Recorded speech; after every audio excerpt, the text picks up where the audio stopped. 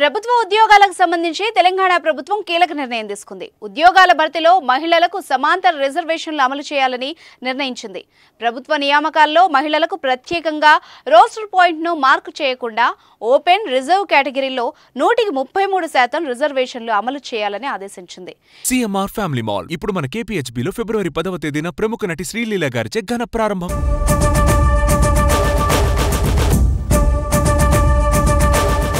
ఈ మేరకు తెలంగాణ రాష్ట్ర ప్రభుత్వ ప్రధాన కార్యదర్శి శాంతికుమారి ఉత్తర్వులు జారీ చేశారు.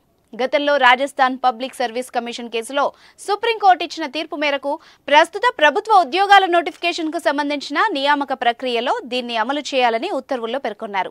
Telangana state and subordinate service నిబంధనలు 1996 ప్రకారం మహిళలకు ఓపెన్ రిజర్వ్డ్ కేటగిరీలో 33% రిజర్వేషన్లు అమలు చేయాలన్న నిబంధన ఉంది. గ్రూప్ 1 ఉద్యోగ ప్రకటనలో రోస్టర్ పాయింట్ 1 నుంచి తీసుకోవడంతో మహిళలకు ఎక్కువ పోస్టులు రిజర్వ్ కావడాన్ని పలువురు అభ్యర్థులు హైకోర్టులో సవాల్ చేశారు. ఈ నేపథ్యంలో Rajasthan public service commission versus Rajesh Kumar Dariya కేసులో సుప్రీంకోర్టు మార్గదర్శకాల్ని అమలు చేయాలని హైకోర్టు ఆదేశాలు జారీ చేసింది. దీంతో TSPSC నియామకాల్లో సమాంతర రిజర్వేషన్లు అమలు చేయాలని 2022 డిసెంబర్ 2న మెమో జారీ చేసింది. ప్రస్తుతం హైకోర్టు ఇచ్చిన ఆదేశాలకు అనుగుణంగా సుప్రీంకోర్టు తీర్పుకు లోబడి TSPSCతో పాటు ఇతర విభాగాధిపతులు అందరూ మహిళలకు సమాంతర రిజర్వేషన్లు అమలు చేయాలని ప్రభుత్వం ఉత్తర్వుల్లో పేర్కొంది.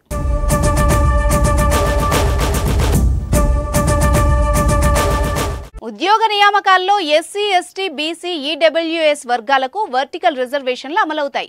ఆ ప్రకారం SC, ST, BC, EWS అభ్యర్థులకు కేటాయించిన పోస్టులను ఆయా వర్గాలతోనే భర్తీ చేస్తారు.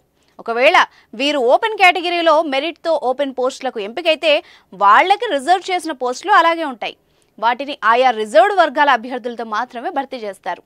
ఇదే పద్ధతిలో మహిళలకు సబార్డినేట్ సర్వీస్ నిబంధన రూల్ నెంబర్ 22A ప్రకారం వర్టికల్ విధానంలో రిజర్వేషన్లు అమలయ్యాయి.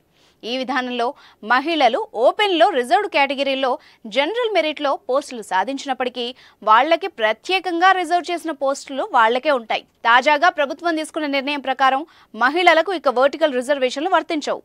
సమాంతర రిజర్వేషన్ కింద ఆ రిజర్వ్డ్ కేటగిరీలో మహిళలకు 33% రిజర్వేషన్ మాత్రమే అమలవుతుంది.